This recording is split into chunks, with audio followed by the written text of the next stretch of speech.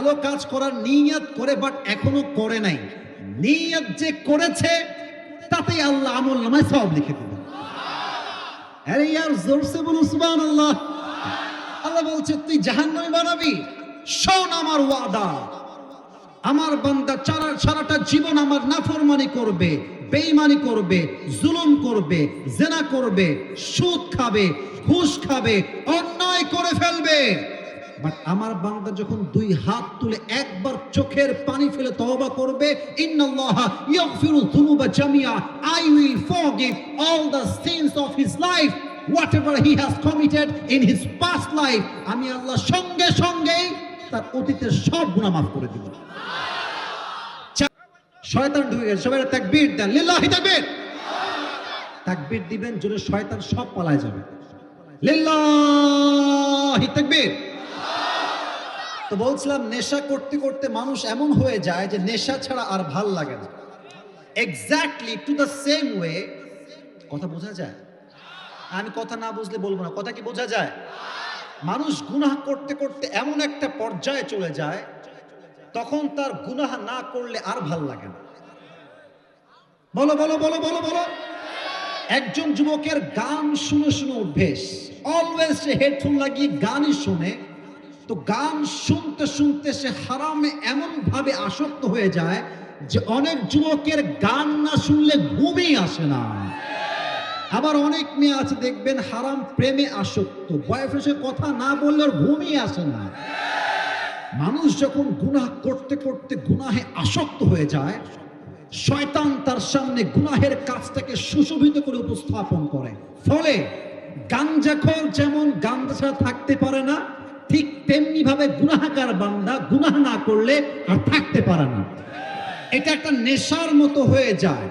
তো বান্দা গুনাহ করতে করতে করতে করতে, জেনা করতে করতে করতে, সুদ খেতে খেতে খেতে, গান শুনতে শুনতে তার অন্তরে একটা কালো দাগ পড়ে মরিচিকা হয়ে যায়। ফলে তার ঈমানটা এমন ভাবে নষ্ট হয়ে যায়, তখন সে ভালো আমল করলেও টের পায় না, গুনাহ করলেও তার মাঝে অনুতপ্ত কাজ করে না। এই অনুতপ্তির জন্য বা এই অনুশোচনার জন্য, অনুতপ্ত হওয়ার জন্য তওবা করতে হবে এক সত্তার কাছে। এবার বলেন আওয়াজ দিয়ে, তিনি কে? এটা হচ্ছে প্রথম টপিক, প্রথম পয়েন্ট। দ্বিতীয় কথা, আমি আরেকবার জিজ্ঞেস করছি, আমি সহ আমরা বলবো, আমাদের জীবনে গুনাহ আছে না?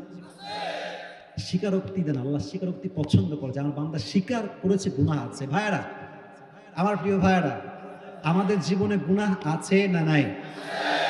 আমাদের জন্য আল্লাহ বলছে, দেখেন কি বলছে হাদিসে কুদসি, মান তাকাররাবা ইলাইয়া শিবরান তাকাররাবতু ইলাইহি যিরাআন। আমার বান্দা যখন তওবার জন্য এক বিঘত আগায়, আমি আল্লাহর রহমত তার দিকে এক হাত এগিয়ে যায়। সুবহানাল্লাহ। বাম থেকে শুনতে পাই না, পড়েন সুবহানাল্লাহ। না, এটা লাল মনের হাতে সুবহানাল্লাহ হইতেই পারে না। পড়েন আরেকবার, আরেকবার পড়েন, আরেকবার পড়েন সুবহানাল্লাহ। বান্দা যখন এক বিঘত আগায়, আল্লাহর রহমত এক হাত আগায়। আমান তাকাররাবা, মুরব্বি মুরব্বি, মাত্র দুইজন মুরব্বি দেখতে পাচ্ছি ডান বাম হওয়ার ট্রাই করছে। না না না, এই ওয়াজে আসা যাবে, বাট ওঠার কোনো সুযোগ নাই যুবক ভাইরা, ঠিক কিনা বলো? আমার বান্দা যখন আমার দিকে এক হাত আগায়, আমি আল্লাহর রহমত তার দিকে দুই হাত এগিয়ে যায়। পড়েন পড়েন পড়েন পড়েন। আমার বান্দা যখন আমার দিকে হেঁটে হেঁটে আগায়, আমি আল্লাহর রহমত তার দিকে দৌড়ে দৌড়ে ছুটে যায়।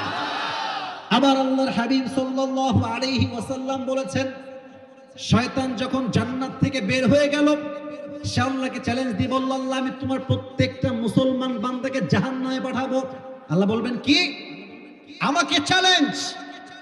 আনার রহমান আনার রহিম, I am the most merciful, the most gracious, the most kindful Lord ever in the world. আমার মতো দয়াময় মায়াময় প্রভু আর কেউ কি আল্লাহর জমিনে হতে পারে? আল্লাহ বলছে, ও তুই জাহান্নামে পাঠাবি? আচ্ছা যা, চ্যালেঞ্জ ইজ অ্যাকসেপ্টেড। তোর চ্যালেঞ্জ গ্রহণ করা হলো হে শয়তান। তবে হ্যাঁ, শুনে রাখ, আপনারা শুনে রাখেন, যদি আপনি মুরব্বীরা আমার চোখে চোখ রাখেন, যদি কোনো বান্দা গুনাহের ইচ্ছা করে, কিন্তু গুনাহটা এখনো আল্লাহ বলছে কোনো গুনাহ লেখা হবে না। আচ্ছা, যদি কোনো বান্দা একটা ভালো কাজ করার নিয়ত করে বাট এখনো করে নাই, নিয়ত যে করেছে তাতেই আল্লাহ আমল নামায় সওয়াব লিখে দেবেন। আরে ইয়ার জোরসে বলুন সুবহানাল্লাহ।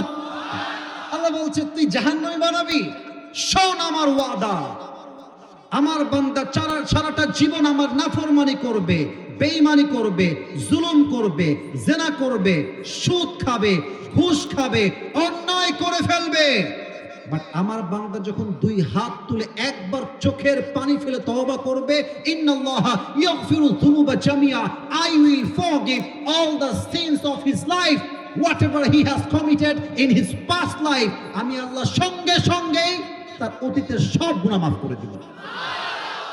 Challenge is accepted. আচ্ছা দেখেন তো আপনাদের এখানে কারাগার কোন জায়গায় আছে? কারাগার, প্রিয় ভাইরা, কাশিমপুর কারাগার নাম শুনেছেন? সাইদি সাহেব অনেকদিন সেখানে ছিলেন। দেখেন এদিকে তাকান। আমি আসিফ মনে করেন চুরি করলাম, আল্লাহ আমাকে বাঁচায় দিক, আল্লাহ আমাকে হেফাজত করুক না, আমিন। তো আমি চুরি করলাম একটা আইফোন, দেওয়া হলো আমাকে কারাগারে, একবার জেলে গেলাম। এই হাদিসটা ভালো করে বুঝবেন, আমি এক্সাম্পল দিচ্ছি, এখন হাদিস বলি নাই। একবার ঢুকলাম, আবার বের হলাম। নেক্সট টাইম চুরি করলাম R15, আবার ঢুকলাম জেলখানায়। আবার আমি বের হলাম 1 বছর পরে, আবার আমি চুরি করলাম বিশাল বড় BMW, আবার ঢুকলাম ভেতরে। Challenge is accepted. আচ্ছা দেখেন তো আপনাদের এখানে কারাগার কোন জায়গায় আছে? কারাগার, প্রিয় ভাইরা, কাশিমপুর কারাগার নাম শুনেছেন? সাইদি সাহেব অনেকদিন সেখানে ছিলেন। দেখেন এদিকে তাকান। আমি আসিফ মনে করেন চুরি করলাম, আল্লাহ আমাকে বাঁচায় দিক, আল্লাহ আমাকে হেফাজত করুক না, আমিন। তো আমি চুরি করলাম একটা আইফোন, দেওয়া হলো আমাকে কারাগারে, একবার জেলে গেলাম। এই হাদিসটা ভালো করে বুঝবেন, আমি এক্সাম্পল দিচ্ছি, এখন হাদিস বলি নাই। একবার ঢুকলাম, আবার বের হলাম। নেক্সট টাইম চুরি করলাম R15, আবার ঢুকলাম জেলখানায়। আবার আমি বের হলাম 1 বছর পরে, আবার আমি চুরি করলাম বিশাল বড় BMW, আবার ঢুকলাম ভেতরে। আরেকবার অন্যায় করলাম, আবার ঢুকলাম। আসামি যত বেশি জেলখানায় ঢুকে একটা খাতায় তার নাম লেখা হয়। কি লেখা হয় কি হয় না? তো যখন একজন আসামি বারবার আসে জেলখানায়, তখন তার নামে একটা রেড চিহ্ন পড়ে যায়, তাকে বলা হয় দাগি আসামি বা ব্লক লিস্টে তার নাম চলে যায়। তখন সে হয় দাগি চোর, দাগি আসামি। আল্লাহর আদালত দেখেন, আল্লাহর আদালত আসলে কেমন। আমি একটা অন্যায় করলাম, গুনাহগারের খাতায় আমার নাম লেখা হলো। আচ্ছা আমার কথা কি বোঝা যায়? তো আমি মনে করেন এখন সুদ খেলাম, আল্লাহ আমাকে হেফাজত করুক, সুদ খেলাম, নাম লেখা হলো সুদখোর আবরারুল হক আসিফ। আমি ঘুষ খেলাম, নাম লেখা হলো সুদখোর আবরারুল হক আসিফ। আমি তওবা করলাম, আল্লাহ যে জাস্ট মাফ করলেন তা কিন্তু নয়, আল্লাহ মাফও করে দিবেন, আসামির খাতা থেকে আপনার নাম কেটে আপনাকে আল্লাহ new born baby, as like new born baby, একটা ছোট্ট নিষ্পাপ বাচ্চার মতো আপনাকে বেগুনাহ করে ছেড়ে দেবে।